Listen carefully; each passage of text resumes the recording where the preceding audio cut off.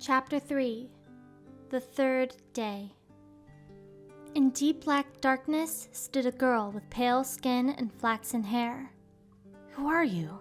Roxas asked, but she only smiled, telling him nothing. And Roxas's consciousness slowly returned from the dark back into the light. His awakening on the third day was gentle and serene. "Who was that girl?" he murmured, sitting up in no particular hurry.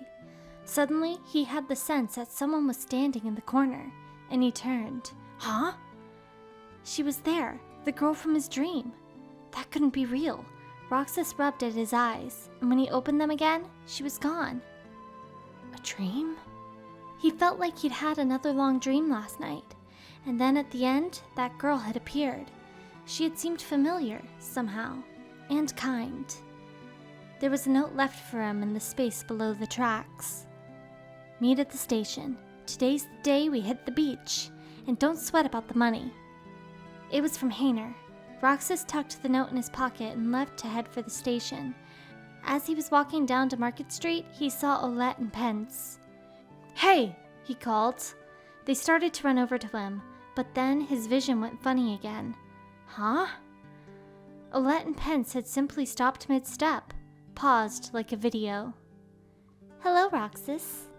It was the girl from his dream this morning, appearing in front of him while he stood there, stunned. He could see her more clearly now. Her light blonde hair, the color not too different from his own, fell a little past her shoulders, and she had blue eyes and a white dress. Her skin was so pale it seemed almost translucent. Who?" he began. She held a finger to her lips and tilted her head. "I wanted to meet you, if I could." "Me?" "Yes, you." Her gaze on him was so intense, it almost prickled. Roxas looked away, and when he did, the world warped. "Huh?" Pence ran up to him. "Olette dragged me along to go shopping." "You want to come too?" Olette smiled. Just now, there was a..." Roxas glanced at where the girl had been standing. No one was there. "Roxas, are you okay?" Pence said, worried. "No, yeah, it's nothing." Olette gave him a puzzled look. "Well, all right, see you later." She and Pence went on toward Market Street. "That girl," Roxas murmured. "She said she wanted to meet me. I want to see her again too," he thought. He had the feeling that she could explain all these bizarre things that were happening to him. The strange dreams, the weird creature, and that girl. Roxas took off at a run. Naminé watched Roxas from atop a building. "We came into being together, like twins. Our hearts are connected to the same place. No, all the hearts in all the worlds are seeking one single heart, Kingdom Hearts. But Roxas, the most important part is, we were born from the same place, in the same way, and the same people are trying to use us. The organization and Diz, they both want to use us, because the way we were created is so special, and we are seeking the same thing. Although maybe you've forgotten by now." "Hey, Naminé." She looked up at the sudden intrusion. "You!" Standing there was someone she thought had died in Castle Oblivion, a young man with a black cloak and red hair. "Looks like you and me just keep running into each other." "Axel." Naminé met his gaze without backing down.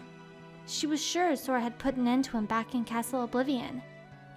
"I'm not a ghost, if that's what you're thinking," Axel said with a cocky grin, and along with her hair, looked at Roxas down below. "What are you doing here?" she asked. "Just following orders." His expression went flat as he said this. "I see."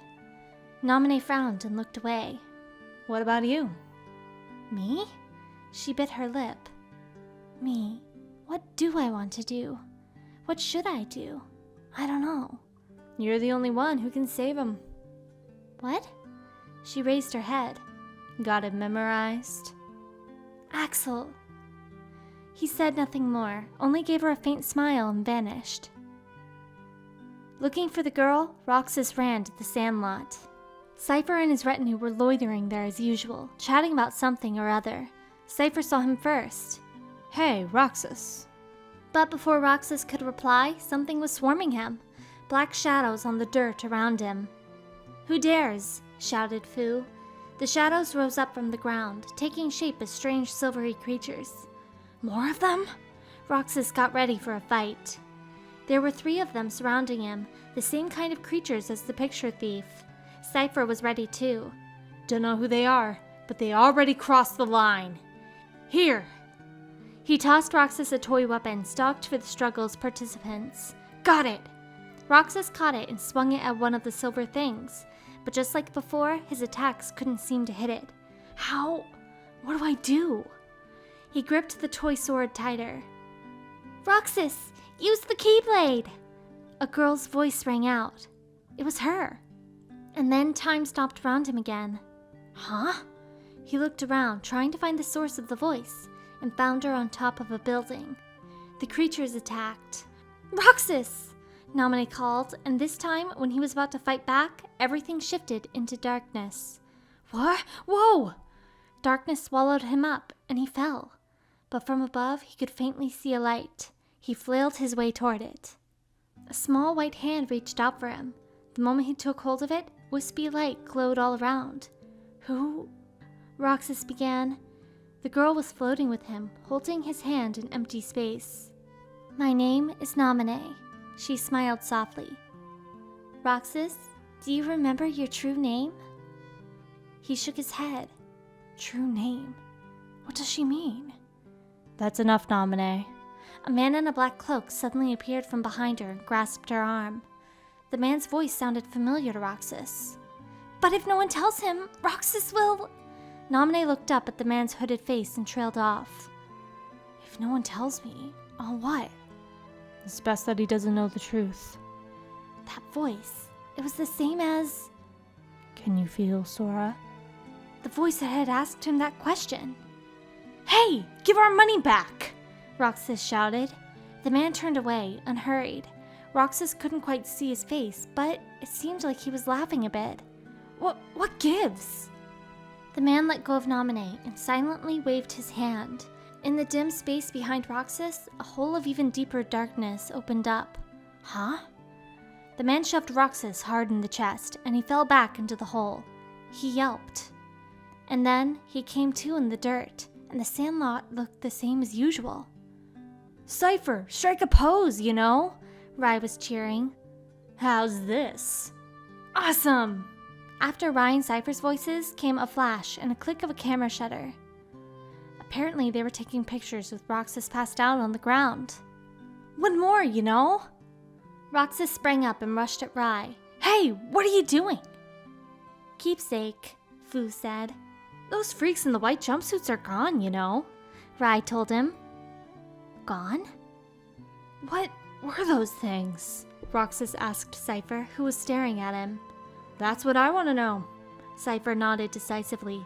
And if they don't wise up to the rules around here, I might have to take disciplinary action. Yeah, Cypher's always looking out for the town, Rai crowed as Fu turned back toward the entrance to the sandlot. Hayner, Pence, and Olette were there, watching the proceedings. Hayner frowned and turned away. Pence and Olette exchanged glances and followed suit. Wait up! Roxas hurried to catch them. Hey, no chickening out of the tournament tomorrow, Cypher called after him. Roxas pretended not to hear. When Roxas got back to their hideout, the mood dropped. You hung out with Cypher's gang today? Pence said, looking a little upset. No, it's not like that. A moment later, Roxas redirected the conversation with a nervous question. Oh, yeah, how's the beach? You guys went today, right? Well, Olette replied with a glance at Hayner. It wouldn't be the same without all 4 of us. Sorry. Roxas hung his head apologetically. Hayner wouldn't even spare him a glance, so Roxas jumped up and approached the other boy. Hey, what if we go tomorrow? We could get noodles and... Hayner bluntly turned his head away. I promised I'd be somewhere. Oh. Then Roxas finally remembered. Tomorrow was the struggle tournament. I'm out of here. Hayner got up and walked away. Heavy silence settled in after him, and Olette gave a tiny sigh. Roxas, Pence started. sorry. Roxas hung his head again. Restoration at 48%. He was there with Diz in the shadowy room. The computer made faint whirring and clicking sounds. Was that Nominee made of data? He asked. No, Diz replied, staring at the screen. Nominee hijacked the data herself. Look what she's done now. Completely beyond my control. His clenched fist slammed down on the keyboard in frustration. The computer beeped softly. Calm down, he told Diz, deflating slightly. It's the first time I've seen him show any emotion. It doesn't matter, Diz said. As long as Nominee fulfills her purpose, we needn't worry about what befalls Roxas. At that, he spun on his heels and began walking away. Where are you going? He left the room without answering. Nominee gazed at the sleeping Sora inside the pod. We have to do this for you to wake up, and for the world to wake up, she thought. Even if we have to sacrifice someone else, Sora must wake up. Is that really okay? Is it right? We aren't supposed to exist. We never should have been born. I know that, but I still have a wish. I want to exist here, and I want to remain in someone's memories. Hey, Sora, what would you do? Would you tell us the same things you told the fake one? The puppet? The replica? That we're ourselves and no one else? That we have our own hearts inside of us? And yet we have no hearts. We seek out hearts because we don't have our own. Is it so wrong to seek out something we've lost? We have no hearts. But what is a heart anyway? I can feel. I feel you. I can think. I think of you. We can want things. We want hearts. But doesn't that mean we already have hearts? Or is a heart something else? Diz says that we are anomalies. Then what about Axel or Ansem? What about the others from the organization who died in Castle Oblivion? What is a heart? I don't know. Sora, do you know? The mystery of the one great heart, Kingdom Hearts. It doesn't make sense to me. Hey, Sora, can you tell me?